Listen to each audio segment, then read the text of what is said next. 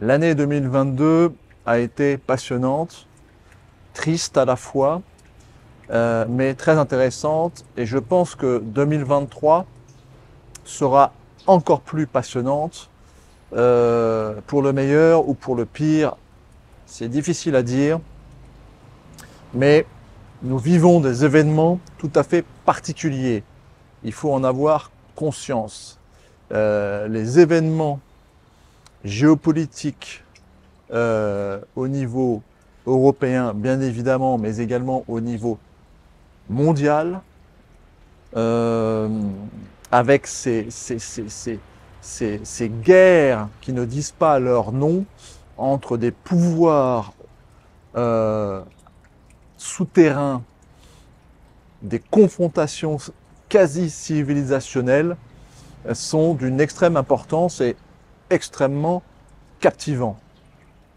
Alors bien évidemment, je souhaite que la guerre en Ukraine cesse le plus rapidement possible, car il est extrêmement triste de voir des Européens s'entretuer, des Européens quasi frères en tant que Slaves, Ukrainiens et Russes, qui, je le rappelle, sont le même peuple, malgré une partie des Ukrainiens qui voudraient se dire allemands, dans le sens du Troisième Reich.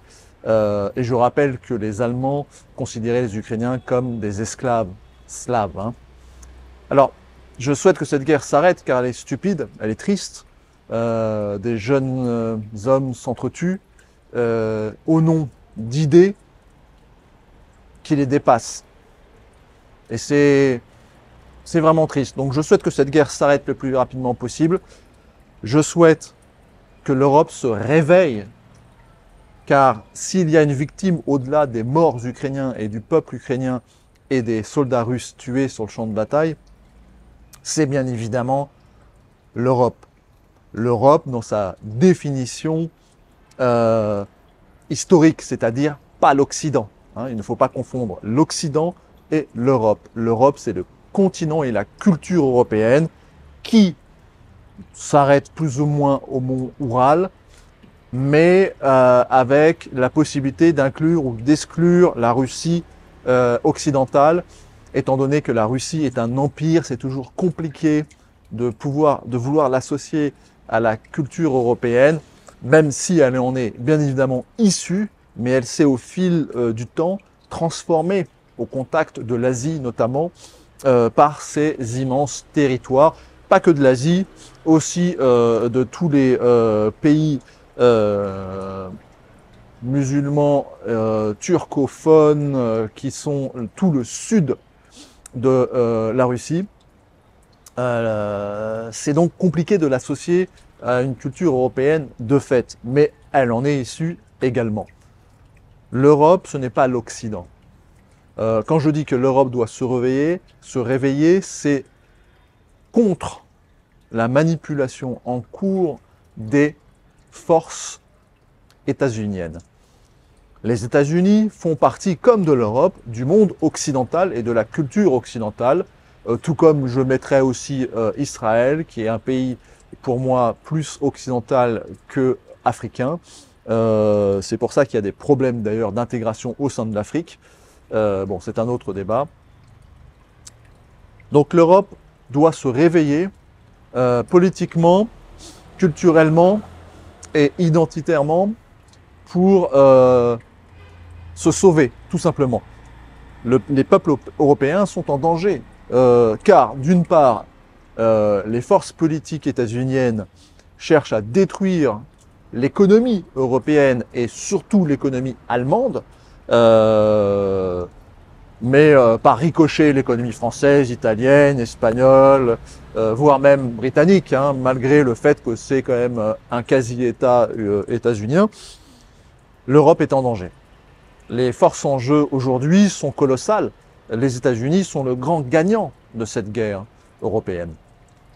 D'un point de vue économique, d'un point de vue politique, regardez l'Allemagne. Même si l'Allemagne dit se réarmer, ce qu'elle fait, elle achète du matériel américain, pas européen. Donc je souhaite que l'Europe se réveille et que la France, au sein de l'Europe, se réveille doublement. Qu'elle sorte de son état de léthargie politique, culturelle, religieux, à tous les niveaux. Si la France ne se réveille pas, si la France ne sort pas de ce paradigme mondialiste, wokiste, déconstructionniste, je ne sais pas jusqu'où cette déconstruction va aller. C'est quelque chose qui m'inquiète, même si je ne vis plus en Europe et que c'est pour moi facile de le dire, d'Asie du Sud-Est et du Cambodge où je vis, où nous vivons relativement bien par rapport au prix de l'énergie européen. Mais voilà, mon attachement fait que ma nationalité française me pousse à espérer que la France puisse s'en sortir politiquement. Bien évidemment, ça serait la meilleure des solutions, par le vote, par l'aspect légal, ou par la grève, les gilets jaunes, la révolution, etc. J'ai également une pensée pour le capitaine Juving, qui est en prison, détenu en prison. Nous n'avons pas beaucoup de nouvelles.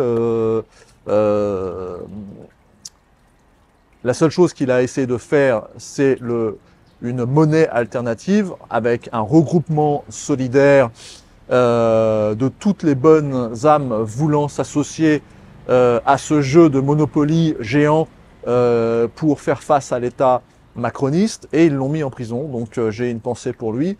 J'espère qu'il va rapidement sortir. Et j'ai également une pensée pour tous ceux qui souffrent, qu'ils puissent se rétablir au plus vite et rejoindre leur famille et vivre dans le bonheur que chaque personne souhaite profondément. Voilà, je ne vais pas m'éterniser dans des palabres sur mes vœux de bonheur, etc.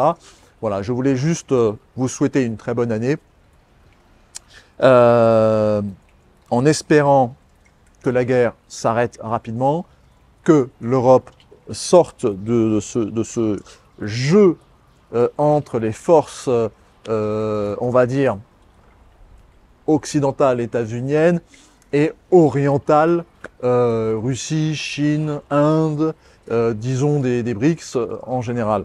Nous, Européens, nous devrions, et surtout la France, être autant alliés des États-Unis que des BRICS. Notamment la France, qui a pour rôle, et qui a toujours eu pour rôle, cette médiation entre les forces en opposition.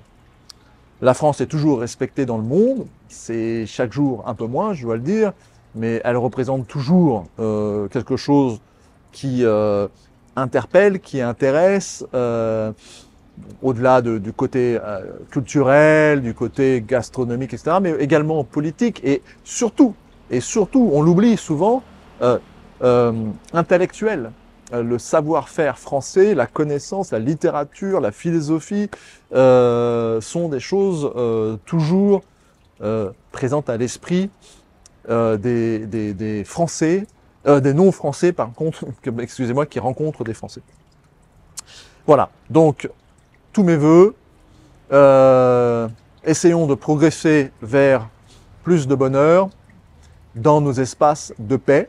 Donc là, je fais une petite réclame pour Espace épée, je le rappelle, en vente sur thebookedition.com, 240 pages, 16 €. Vous pouvez l'acheter. Il y a dans ce livre des solutions pour progresser vers nos espaces de paix. Nous ne pouvons vivre dans le bonheur que dans un espace cohérent de paix. Ce que j'appelle les 3 E, qui définissent, si vous voulez, 3 cercles vertueux qui, lorsqu'ils se croisent, créent cet espace de paix où on peut vivre. Vous avez tout cela dans ce livre et plus, avec une approche collective, individuelle. Je confronte les meilleures idées, on va dire, de la culture judéo-chrétienne, adamique, avec les cultures orientales, avec des choses très intéressantes, notamment dans les annexes. Je vous invite à l'acquérir. 16 €, 240 pages sur thebookedition.com. À très bientôt et joyeuses années.